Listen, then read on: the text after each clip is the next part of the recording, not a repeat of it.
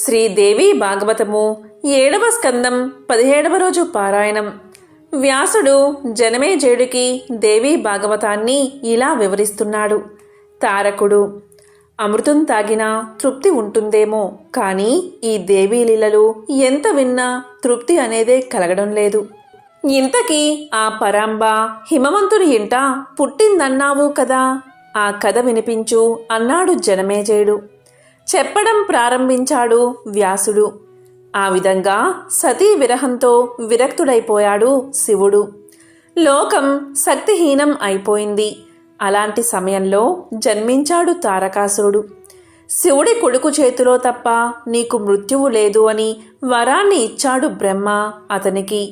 ఆ వరగర్వంతో శక్తిహీనమైన లోకాన్ని మరింత హింసించసాగాడు వాడు.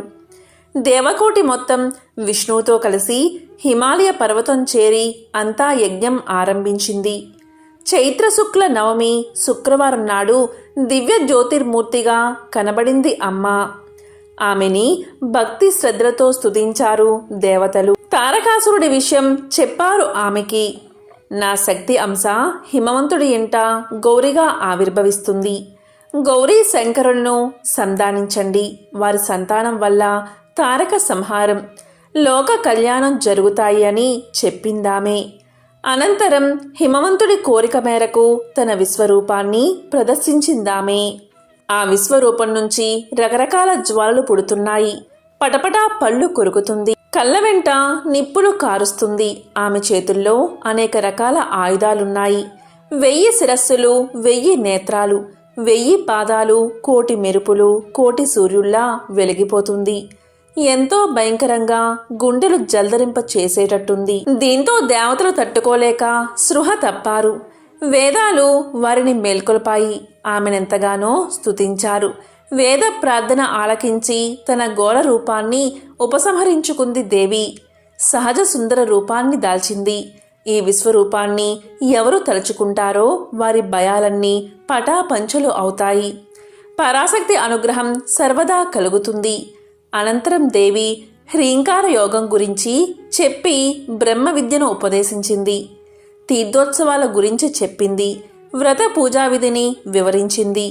ఇది గౌరీ లక్ష్మి తిరిగి అవతరించిన అమ్మవారి విశ్వరూపం. వర్ణించబడిన రహస్యోపాఖ్యానం. పరమ పవిత్రమైన ఈ కథ విన్నా చదివినా పవిత్రత కలుగుతుంది. శ్రీదేవి భాగవతం 8వ స్కందం. 7 స్కందాలు విన్నా ఏమాత్రం తనివి తీరని దేవీ లీలామృత పాన లాలసుడైన జనమేజయుడి ప్రశ్నలకు బదులుగా పూర్వం యోగాచార్య ప్రవర్తకుడైన నారాయణుడు నారదుడికి చెప్పిన విషయాల్ని చెబుతాను విను అని చెప్పసాగాడు వ్యాసుడు. ఆది వరహుడు నారాయణుడు నారదుడికి ఇలా చెప్తున్నాడు. అది మనువు స్వయంభవుడు బ్రహ్మ ఆజ్ఞ ప్రకారం దేవి గురించి తపస్సు చేశాడు. ఆమె అతని ముందు సాక్షాత్కరించింది. ఏం కావాలో కోరుకోమంది. ప్రజా సృష్టి నిర్విఘ్నంగా సాగే వరం ఇమ్మన్నాడు మనువు. అలాగే అని చెప్పి ఆమె అంతర్ధానమయ్యింది. మనువు బ్రహ్మ దగ్గరకు వచ్చాడు. ఇంక నిరాటంకంగా ప్రజా సృష్టి చేస్తాను, నాకు ప్రశాంతమైన ఏకాంత ప్రదేశాన్ని అనుగ్రహించమని కోరాడు మనువు. నాయనా, ఎంతో కాలంగా సృష్టి చేస్తున్నాను, కానీ ఈ భూమి నిలకడ లేకుండా అస్తమానం నీటిలో మునిగిపోతూ ఉంది. ఆ ఆదిపురుషుడి సాకారం లేనిదే నా ప్రయత్నం సఫలం అయ్యేలా లేదు అంటూ ఆలోచనలో పడ్డాడు బ్రహ్మ. అప్పుడతని ముక్కు కొల నుండి ఆవిర్భవించాడు శ్రీ వరహమూర్తి. అంగుళ ప్రమాణంతో వచ్చి అంతలోనే ఏనుగంత పెరిగాడు. చూస్తూ ఉండగానే మహాపర్వతమంతా ఎదిగాడు. లోక భీకరంగా గర్జించాడు. నీటి జంతువుల్ని తప్పించుకుంటూ సముద్రంలో చొరబడ్డాడు. ఆ ఆదిపురుషుడు భూమిని తన కోరలపై పైకెత్తాడు. ఆ నీళ్లలోంచి భూమిని పైకి తెచ్చాడు. యజ్ఞపురుషుడు మహావిష్ణువు అయిన వరహమూర్తి. బ్రహ్మ, మనువు మొదలైన 50 మంది ఎంతో సంతోషించారు, స్తోత్రం చేశారు. అంతలోనే హిరణ్యాక్షుడు వచ్చి అడ్డుకున్నాడు. తన గదతో ఆ రాక్షసుణ్ణి చావబాదాడు వరహమూర్తి. అనంతరం అతి విచిత్రంగా భూమి నీళ్ల మీద నిలబెట్టి తాను వైకుంఠానికి వెళ్ళిపోయాడు. మను సంతతి. వరహమూర్తి వెళ్ళాక బ్రహ్మ భూమి మీద ప్రజాసృష్టి చేయమని మనువుకు చెప్పాడు. తండ్రి ఆజ్ఞను కార్యరూపంలో పెట్టపూనుకున్నాడు స్వయంభువ మనువు. ప్రియవ్రతుడు, ఉత్తానపాదుడు అనే 2 కొడుకుల్ని కన్నాడు. ఆకుతి, దేవహుతి, ప్రసూతి అనే 3 కూతుళ్ళని కని వాళ్ళని వరుసగా రుచికి, కర్దముడికి, దక్షుడికి ఇచ్చి పెళ్లి చేశాడు. ఆకుతికి యజ్ఞపురుషుడు, దేవహుతికి కపిలుడు, ప్రసూతికి ఎందరో కన్యలు కలిగారు. ప్రసూతి సంతానం దేవతల్ని, మానవుల్ని, పశుజాతిని కన్నారు. కపిలుడు సాంఖ్యయోగ ప్రవర్తకుడై తల్లికి జ్ఞానోపదేశం చేసి తరువాత పులహుడి ఆశ్రమానికి వెళ్ళిపోయి ఇప్పటికీ అక్కడే ఉన్నాడు. ఆయన్ని తలుచుకుంటే చాలు, సాంఖ్యయోగం దానికదే సిద్ధిస్తుంది. వరప్రదాత అతడు. అతనికి నా నమస్కారం. మన్వంతరంలో యజ్ఞపురుషుడు అవతరించి రాక్షసుల్ని చంపేశాడు. ఇది మను కుమార్తెల చరిత్ర. ఇక కుమారుల చరిత్రని, వాళ్ళు ద్వీపాలని, వర్షాలని, సముద్రాలని చేసిన వ్యవస్థను విను. స్వయంభువ మనువు పెద్ద కొడుకు ప్రియవ్రతుడు. అతని 10 మంది కొడుకులు అగ్ని బిరుదాంకితులు అయ్యారు. వారిలో కవి, సవనుడు, మహావీరుడు 3 వైరాగ్యంతో పరమహంసాశ్రమం స్వీకరించారు. ఊర్జస్వతి అని ఒకతే కూతురు. మరో భార్య గర్భంలో ఉత్తముడు, తామసుడు, రైవతుడు అని 3 కొడుకులు పుట్టారు. వాళ్ళ 3 మన్వంతరాలకు అధిపతులు అయ్యారు. ప్రియవ్రతుడి రాజ్యకాలంలో సూర్యుడు యువతల నుంచి అవతలకి వెళ్లడంతోనే ఈ పక్కనంతా అంధకారం అయిపోయింది. తన రాజ్యంలో చీకటి ఉండకూడదని భావించిన ప్రియవ్రతుడు రథమెక్కి 7 సార్లు భూ ప్రదక్షిణ చేశాడు. అతని రథచక్రాల గాడిలో 7 సముద్రాలు ఏర్పడ్డాయి. ఆ సముద్రాల మధ్య భూమి 7 ద్వీపాలుగా మారింది.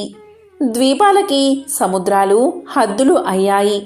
అప్పట్నుంచే భూమి 7 ద్వీపాలతో ప్రకాశిస్తూ ఉంది. జంబు, ప్లక్ష, సాల్మలి, కుస, క్రౌంచ, సాక, పుష్కర అనేవి 7 ద్వీపాల పేర్లు. ఒకదానికన్నా మరొక దాని పరిమాణం 2 వాటిని చుట్టి ఉన్న సముద్రాలు వరుసగా ఉప్పు, చెరకు, సురోద, నేయి, పాలు, పెరుగు, మంచినీళ్ల సముద్రాలుగా ఏర్పడ్డాయి. అగ్ని బిరుదాంకితులైన 10 మంది కొడుకుల్లో 3 విరాగులు కాగా మిగిలిన 7 భూమిని పంచాడు ప్రియవ్రతుడు. కూతురైన ఊర్జస్వతిని శుక్రాచార్యుడికిచ్చి పెళ్లి చేసి బాధ్యతలు తీర్చుకుని సన్యాసం పుచ్చుకున్నాడు. జంబూద్వీపే భరత వర్షే. జంబూద్వీప పరిమాణం 1,00,000 యోజనాలు. అందులో వేల యోజనాల పరిమాణంలో ఇలావృతం, రమ్యకం, హిరణ్మయం, గురు, హరి, కింపురుష, భారత, కేతుమాల, బద్వాస అనే 9 వర్షాలున్నాయి. అన్నిటికీ నడిబొడ్డులో ఉంది ఇలా వృతవర్షం. అక్కడే మేరు పర్వతం ఉంది. 1,00,000 యోజనాల ఎత్తైన బంగారు కొండ మేరు పర్వతం. ఏం వర్ణించమంటావు జంబూద్వీప సౌందర్యాన్ని? అక్కడే మందర పర్వతం మీద ముమిడి చెట్టు ఉంది. త్రికూట పర్వతమంతా ఫలాలు కాస్తుంది. పండి రాలిపోతూనే ఆ ఫలాలు పగిలి రసం స్రవిస్తాయి. ఆ రసం నుండి ఆవిర్భవించిన నది పేరే అరుణోదయ. ఆ మందరం మీదే ఉంటుంది భగవతి. జంబూ ద్వీపంలోని 9 వర్షాలలోనూ దేవినే ఆరాధిస్తారు.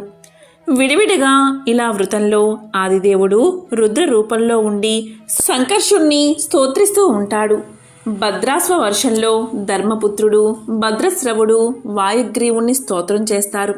హరివర్షంలో నృసింహస్వామి, కోమమాల వర్షంలో కామదేవుడు, రమ్యక వర్షంలో మత్స్యావతారుడు స్తోత్ర పాత్రులవుతారు. హిరణ్మయ వర్షంలో కూర్మావతారుడు శ్రీరాముడు సుతులనందుకుంటూ ఉంటాడు. నాయనా, ఇది భరతవర్షం. ఇక్కడ శ్రీమన్నారాయణుడైనా నన్నే పూజించి స్తోత్రం చేస్తారు.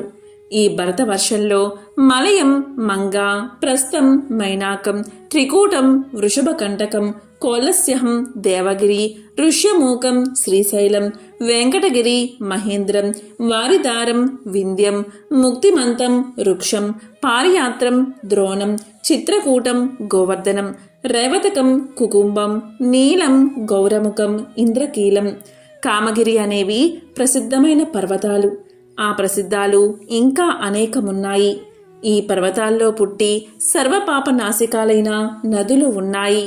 తామ్రవర్ణి, చంద్రవంశ, కృతమూల, పటోదక, వైహాయసి, కావేరి, వేణ, వైస్విని, తుంగభద్ర, కృష్ణవేణి, శర్కరావత్తకి, గోదావరి, భీమరది, నిర్వింధ్య, వయోష్టిక, తాపిరేవ, సురసౌ, నర్మదా, సరస్వతి, చర్మన్వతి, సింధు, అంతాసోన, ఋషికుల్య, త్రిసామ, మేహానది, కౌశికి, యమున, మందాకిని, దృషద్వతి, గోమతి, సరయు, రోదవతి, సప్తవతి, సుషోమ, చంద్రభాగ, ఇలా ఎన్నో నదీ నదాలు ఉన్నాయి.